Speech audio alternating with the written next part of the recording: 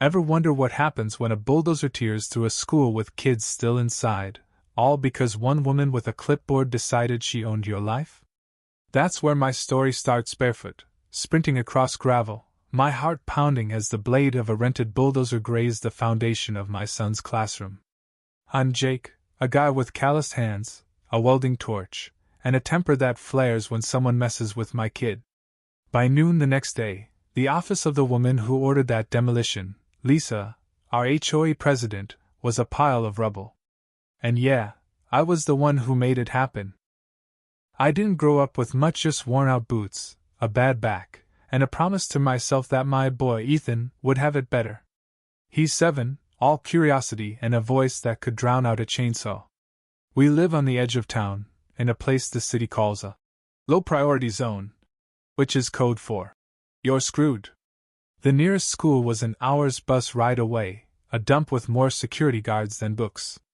When they cut the arts program, the music classes, and the only special ed teacher worth a damn, me and a few others retired carpenters, farmers, and a teacher named Ms. Clara who'd run a preschool before her roof caved in zaid enough. We built our own school. Riverside School wasn't much to look at. No fancy gym, no computer lab, just a one-room building with windows that opened, desks we carved from scrap oak, and a stove that kept the kids warm. It sat on a quiet lot by the creek, technically under the HOA's jurisdiction, but nobody had cared about that patch of dirt in decades. We cleared it ourselves, dug the foundation, painted the walls with leftover barn paint. I even welded a weather vane shaped like a fox, Ethan's idea, voted in by every kid. Ms. Clara taught science with a slingshot and a deer skull. Coach Tom turned math into a game of blackjack. Ethan learned fractions slicing pie, not swiping a tablet. For a while, it was perfect. Then Lisa showed up. New HOA president, rolled in last summer with a yappy designer dog and an SUV that screamed, "I don't belong here." Always with a Bluetooth earpiece, a clipboard, and a smile that said she was better than you. She started small fines for trash cans left out, notices about unapproved porch swings, a warning about a neighbor's Christmas lights because they included a glowing plastic raccoon. Annoying, but we dealt. Then she zeroed in on Riverside. "What's this shack by the creek?" she asked me one day, eyeing the school like it was a junkyard. "It's a schoolhouse, Lisa," I said. "You know, for kids to learn without dodging fistfights on a bus." She didn't laugh. Muttered about permits, liabilities, community standards. Next thing, she's at an HOA meeting with photos of our slide, claiming it was a lawsuit waiting to happen. A week later, a cease and desist letter hit our mailboxes. No official letterhead, just Maple Grove HOA, stamped crooked and her name scrawled in red ink. It cited some dusty bylaw nobody'd ever heard of, said we were running an illegal educational facility on land that had been empty forever. 10 days to shut down or face daily fines. We tried talking to her. Parents begged, kids drew pictures of the school with happy clouds. Ethan gave her a sketch of the fox weather vane. Lisa didn't budge. Said we could appeal to the board, but she'd already filed for enforcement. I thought we had time. I was wrong. Tuesday morning, a bulldozer roared in. No warning, no call, just 2 guys in vests looking like they'd rather be anywhere else, and a stack of cones with the HOA logos slapped on. Ethan was inside with 9 other kids, Ms. Clara mid-lesson on clouds.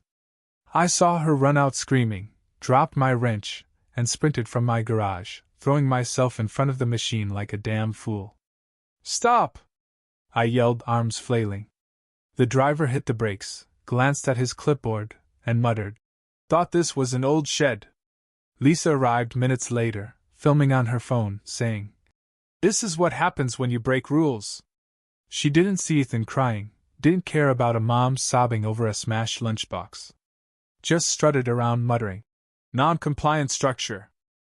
That night, we took down what was left of Riverside in silence. Packed the books, folded the chalkboard, laid the fox weather vane in my truck like a gravestone. Ethan didn't speak, just stared at his old desk, holding back tears. That's when I knew this wasn't about rules. It was personal. And I was about to make it very personal. Explaining to Ethan why some lady trashed his school was like trying to explain death to a puppy. He just sat on his bed, clutching a wooden car we built together, and whispered, "Will Miss Clara still teach us?" I said yes. I lied. By morning, the lot was taped off like a crime scene. Lisa had called the local news, spinning a tale about an unsafe, unpermitted structure. She stood by the rubble in a blazer, saying, "We're protecting our children." Behind her, a kid's art project lay crushed. Half the town bought her story, the other half was ready to riot. I tried the legal route first. Called the city, they said the land was a greenway. Not their problem. County said it was an HOA issue. Lawyers laughed or quoted fees that'd bankrupt me. Lisa had covered her tracks, filing complaints about endangering kids. That's dumb. Ms. Clara had taught for decades. Tom was a vet-turned-math wizard. Me? I'd built schools for the city for 20 years. I knew the system and I knew people. I called Hank, a retired city planner who now tinkered in his garage. Told him about the bulldozer, the kids, Lisa's fake finds. He sighed. "They did that with kids inside?" We met at the city records office, a moldy box of files. After hours digging through old maps, we found gold, a 1974 covenant by the original developer, Amos Reed, stating that any land marked for youth education was untouchable by HOAs. Our lot was shaded in green ink. Lisa hadn't just messed up, she'd violated a century-old promise. I filed an appeal with the city, citing the covenant. The clerk blinked like I'd handed her a treasure map. "These are ceremonial," she said. "Not when a classroom gets flattened during spelling." I shot back.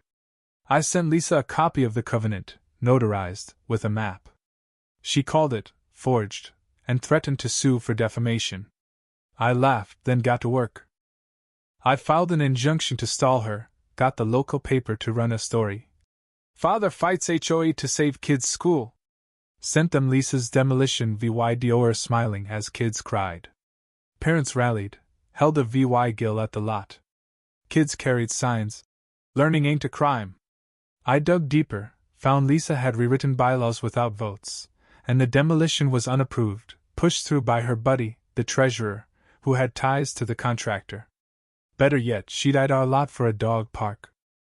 At the county hearing, I laid it all out, the covenant, the VY Dale, letters from parents about their kids' nightmares. The judge's face hardened. "This isn't a zoning error," he said. "It's negligence, maybe criminal." Lisa's lawyer grabbed her arm as she sputtered. I walked out with a stay order, permission to rebuild, and a fire in my gut. But I wasn't done. Lisa thought I'd stop at winning. She was wrong. I leased a lot next to the HOA office, a junk pile nobody used. Filed permits to restore the shed, to renew beams, wiring, paint. Lisa didn't blink, thought I was cleaning trash.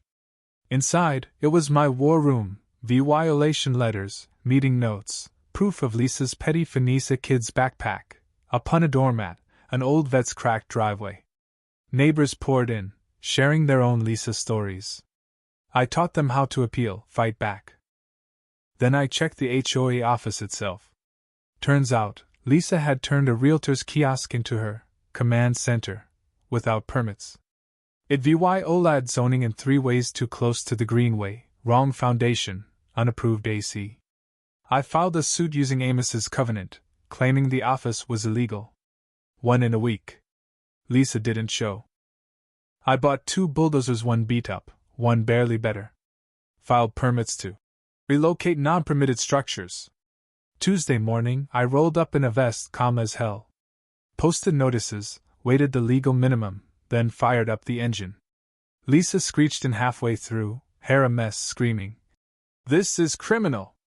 I handed her the permit. "You can move it, or I will." She called someone, nobody came. Tom drove the second bulldozer.